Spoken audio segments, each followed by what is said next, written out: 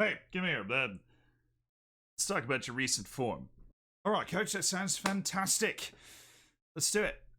Oh, it's been pretty poor. I want you to pick it up over the next few matches. Sir, I have to be honest. I have absolutely no idea what you're talking about. Look, you scored 2 own goals in the last match. I was trying to be nice, but you really have been terrible recently. You've got 5 own goals in the last month. Now, sir, I say this with the utmost respect because the club respects you, the players respect you, but I do think you need to have your eyes checked. Ha! Dare you! I also have contacts in, so ha!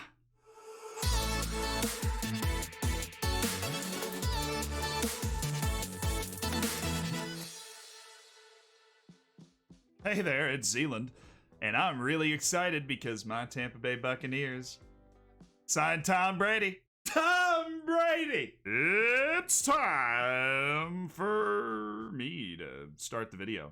Now, what it's time for is a dive into my favorite section of Football Manager, the section that I like to think that I dominate.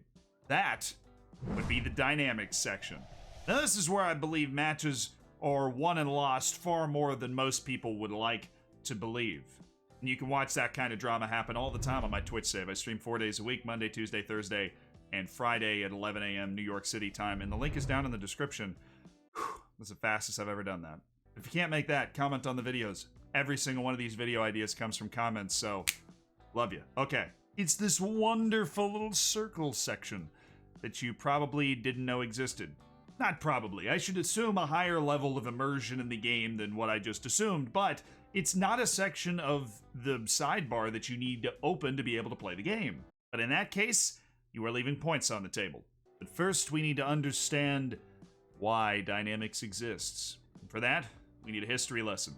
Back in the annals of history, we find that dynamics was added to the game a couple of years ago in order to replicate a certain part of Football Manager that had in large part been missing up until this point, and that is the process of bringing all together into one. You see this sort of thing happen in real life all the time. How many times do you see a good team that should be achieving all of these great things, but they just go to pieces the moment they give up a goal, or they get on a slide, or they're in a rut and they just can't get out of it? And then how many times do you see a team that doesn't have the talent to be where it is, but because of the communication, the togetherness of the squad, they're able to achieve something anyways? This is what can be your greatest weapon if you're a small team competing in the Champions League out of a bad league, is that you have this amazing atmosphere and togetherness and cohesion, hopefully, and you're able to wield it. This can compete pretty well against jaded talent. I've said it once and I'll say it a million times. Football Manager is more realistic than even I give it credit for. So in this video, I'm going to be covering a basic overview of what is in the dynamics section, what to do when you're doing well, what to do when you're not doing well, and how to handle interacting with players on a regular basis to give you the best opportunity to win. So let's dive in. First thing we need to do is actually go through the entire dynamics section so that you understand what you're looking at. What you're going to see first when you click on dynamics is this section with 3 bars at the top. Now each of these bars are telling you something else, and all 3 of them are important, and I wouldn't necessarily say one's more important than the other, because if any of these are bad, you're screwed. Like, real screwed. On the left, you have your team cohesion. Now this has to do with the continuity of your team and your starting 11.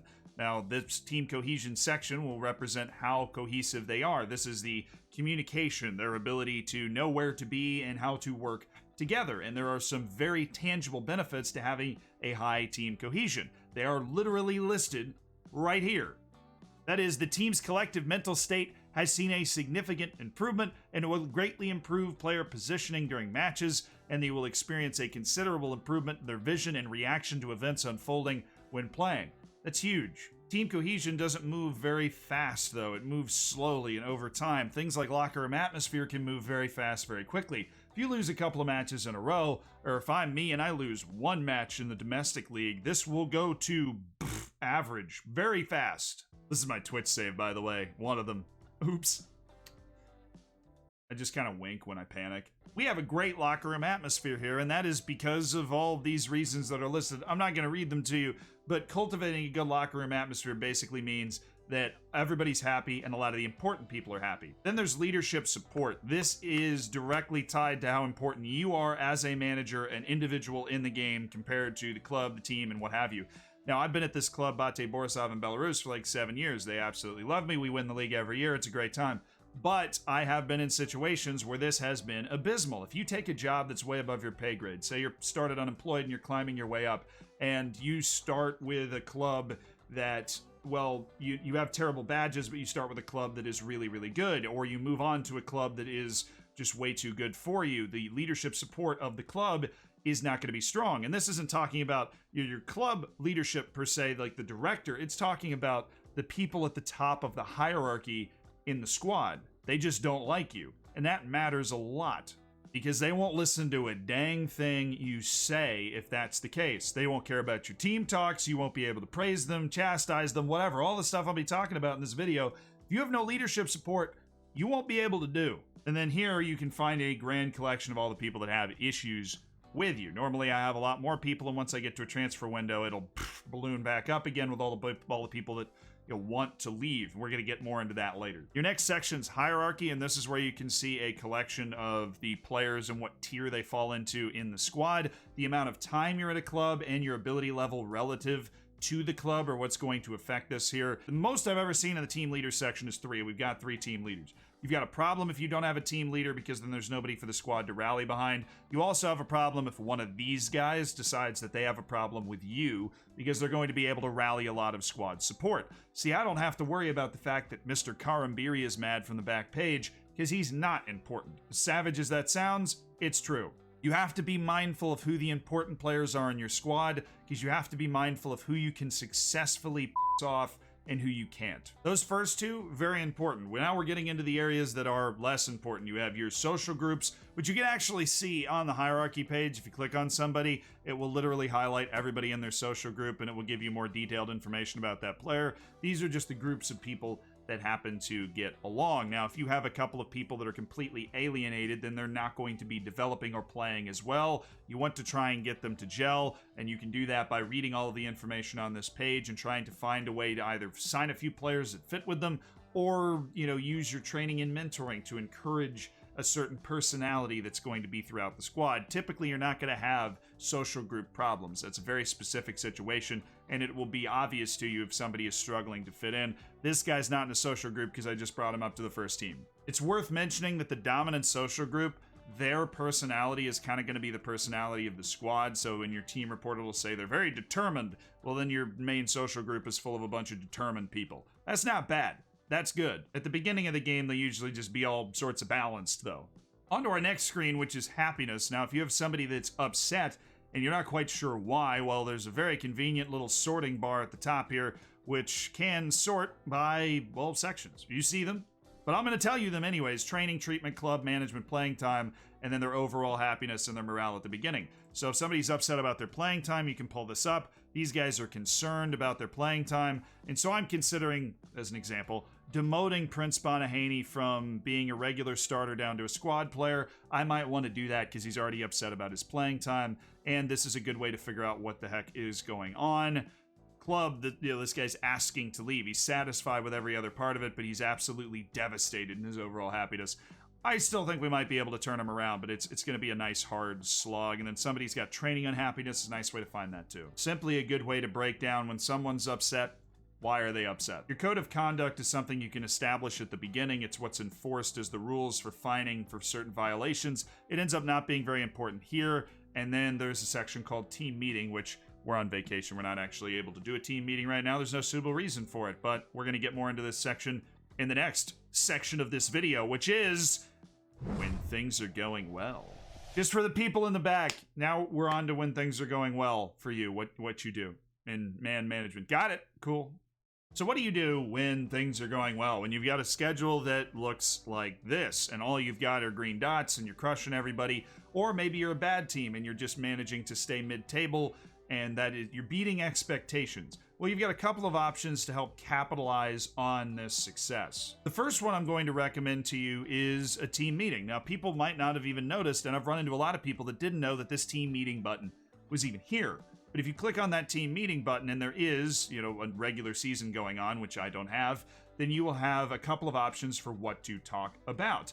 Now, if you know for a fact that you are overachieving, you have to be very careful about this, because if you get it wrong, it can have just as negative a consequence as a positive one. But it's pretty easy to know when you are clearly overachieving. Your board is happy, your locker room atmosphere is going up, everybody just seems to be happy. You can push that to the next level, holding a team meeting and saying, essentially, great job. I really cannot overstate how important having this good locker room atmosphere is, having good team cohesion is, and having good leadership support is, because when you have this good locker room atmosphere and things are going well and you're able to push it up to the next level, you're able to push your team that little bit harder. They're going to be that little bit more optimistic while the match is going on, and you're going to have more of those players that just take the field motivated. Now, it depends on their personality type as to whether they're going to take the field motivated, whether you're going to be able to get through to them in your team talks or not.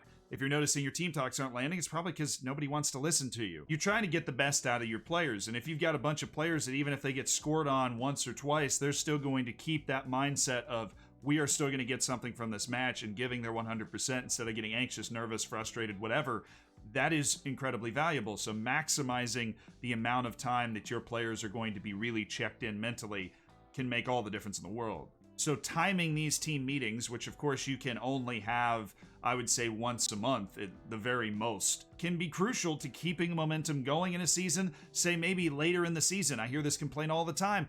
My team is plateauing. One of the things you can do is when it's going well, make it go even better. Boost that morale even more so that you can take a hit or two and be fine. Another thing you're going to want to do is to praise players for success. Now, you can go to your average rating and sort by that and find guys that are succeeding. Obviously, you want to praise people that are succeeding over a longer period of time, and you have your last 5 games rating on this side of your selection info screen, which will allow you to see the people that are succeeding a lot recently. Also cool is that if you're in your inbox and you see, well, this person carried the team today, they were man of the match, whatever, there's going to be a little button in the bottom right corner that you actually are able to click, and you can click that button and praise them. I did this on my last stream. I clicked on the button and praised Lubos Getchov because he had a hat trick. I praised him for working in front of goal. And we're going to go ahead and praise Lubos Getchov again. So we right click and go to speak about, and then you can go to praise player. You've got a couple of options. We're going to go to praise recent form, because that's what I'm talking about. It's remarkable how often my brain shuts down. So let's do this again, folks. We're going to go to speak about and praise recent form, and then, hey, your form's been good recently. Or you can tell him it's been excellent recently, which I'm going to do. He's already at perfect, so it technically doesn't matter. If you can get him to perfect, you're just trying to keep him there. But he's really excited to hear it. I'm happy to give it to him, and I'll give him a little boost in his training enthusiasm. That'll help him develop more, and it'll obviously keep his morale higher during matches. But if I was praising him off this screen like I talked about, there'd be that little button that'd be down behind my head. Well, then I'm going to have to be a little more specific with what I'm praising him about. It'll talk about what I praised his chance creation or his goal scoring or whatever. You watched the game. Praise him for what he did. I've never had a problem with that, but just use your brain. The other thing you can do is get more comfortable setting the bar higher and higher for your team as they get more and more sound mentally. If they are feeling good mentally, you can be harder on them. Demand more. Show some passion from the touchline. They're down at halftime when you feel like they should be winning. You won't demoralize them when you yell at them. You'll fire them up because they're in a good mental state. So don't be afraid to step up your game with the team talks or the pep talks as well, just because the American game calls it a pep talk. I don't know why. It's the talks in the game. You can be more aggressive. They'll listen to you. Don't overdo it, obviously. If you start to slide, you're going to want to change your tune, and that's what we're about to talk about. But now, it's time to talk about what to do when your team is not doing well, and how to turn it around and get the team back on your side. Now, unsurprisingly for this, we've gone back to our lovely empty palette of the team talk section, because the most golden bullet of all the bullets you can fire at a team that is not doing well is my single favorite team meeting topic. Oh, I didn't even eat anything. I need to be sponsored by Pepto-Bismol. You come back to your team meeting. You sit down and you say, look, I know things aren't going our way. Don't let your heads drop. And if you time this team talk right, you will fire your team up. in a way that shatters the malaise and gets at least one great match out of them. And I can't stress this enough, how much you need to make sure that you're giving this talk at the right time. If you're a huge club, losing like 2 matches and 3 matches total is reason enough to hold a team talk like this. If you're not a huge club, you need to make sure the board's down on you, that the team's atmosphere is going down a lot. You're starting to slip below expectations. You know, if you're way above expectations and regress to the mean a little bit, it's going to be harder to pull this talk off. But if you're just hit a patch of struggle, particularly early in the season when this can happen, all of a sudden you're mid-table, you're supposed to be competing for Europe, now it's time. Second thing you can do is one of the other praises that I found before. So let's go to a guy called Christian Cavagna. He doesn't play a lot. We're going to go to praise him, and we're going to praise him for his conduct. Now this is so good, it's almost a cheat. It's not, but it's essentially calling the player into your office and going, I'm just really happy with the way you've carried yourself. You can do this twice, 3 times in quick successions pushing it, but it does boost their morale. It's commendable to see that you fully appreciate the role you play in promoting the club in a healthy light. You're a credit to the team, this club, and its fans. Oh, yeah. The last tidbit is you can provide constructive support to players that are struggling. So let's go to, let's say, Yase Toyman, and this guy's been around for a long time, but he's in a bit of a gold drought. We're actually going to go to Warn Player, and you can criticize their recent form. Now, this is not something that I generally encourage, going out and hammering players, because then it requires a certain in-depth understanding of player personalities and who you can hammer and who you can't, in terms of who can take it and be fired up and who will get super demotivated. If you want that understanding, I do have a video that I've made about player personalities that I'll be sure Reese pops up right there, because Reese is awesome. When you come here, you're presented with a lot of options. One that I will typically go to, because I'll have these conversations with my strikers, is, I know you haven't scored many recently, but I have every faith in you to get back to your scoring ways. This is a great way to boost their personal confidence and their morale. If this is a player that's important to you, somebody that's in one of those scoring droughts, you can come in and tell them this and give them that quick little shot in the arm, and back they go to the top. If it's not a striker, you could just say, hey, you've been making a few mistakes, we need you to get back to form, and I believe in you, the team needs you, and it will have the same effect. And if you feel comfortable working with player personalities, you can start to hammer them with a few of the more tougher options in here. Let them know that you might drop them from the team if they don't pick it up, and if they're driven, if they're professional, resolute, all this stuff, then they will be able to take that criticism and turn it into better performances instead of shutting in and folding. To try and make sure that you never have to deal with a player being in a drought ever again because they're so darn good it doesn't matter, then you're going to have to be able to boost your player's performance just on a regular basis through dynamics, and that's what this last section is about. As you go through your save, you will have training reports pop up. You can control when these pop up in your staff responsibilities section. The training reports are going to tell you who's training well and who's training poorly. You will have a praise or criticize button next to these people. I recommend you use it. My quick math is that if you use the praise button 2 times in a row, it'll work. If you use it 3 times in a row, they'll get mad at you. Same with the criticize button. Obviously depends on how much the player likes you or hates you. It's the general rule of thumb. Praising and criticizing them will both boost their morale. And if you're criticizing a player, you have the opportunity of criticizing their training rating or their development. If they're young and you see a bunch of red arrows, you see the progress graph, the attributes going down, then you probably want to criticize their development too. You can praise a player's development if it looks the other way also. All of this will give you a nice boost to the morale of the player. Well, I wish it boosted the attributes. But the morale does then help increase their training rating even more, so it does, in a roundabout way, boost the attributes. This also finally gives me an excuse to come back to Honoré Karambiri, because when you have somebody that is upset, you can go to, say, one of your club captains like old Dennis Sherbitsky over here. You can interact with them, speak about teammate happiness. And you can speak about this to anyone, but you probably want to pick a team leader because they're going to have the most sway. And in teammate unhappiness, you will see different sections of types of unhappiness. And we can get to Honoré Karambiri, and I can ask old Dennis Sherbitsky to have a word with him. Try and talk this guy out of maybe wanting to do something that is rash and unthought out, and it was unable to resolve the happiness, but that is a way for you to wield people that are in the same social group as the person who's upset, who are in a higher level in the hierarchy than the person who's upset, in order to talk them out of it. When you see a button underneath the player is upset, you ask Filipovic to intervene or something, this is what it's asking him to do, and you can do it all the time. There's a lot of ambassadorial duties. And can I say that word? Ambassadorial. This really all fits into a larger scheme of being able to hang on to players and keep players happy at your club, but that is something I'm going to talk about in another video. Let me know if that sounds like something you'd want to watch. As usual, I've slapped you across the face with an absolutely massive amount of information, and if you have any questions, please hit the comments, and I will sit down each morning and try and respond to as many of you as I can.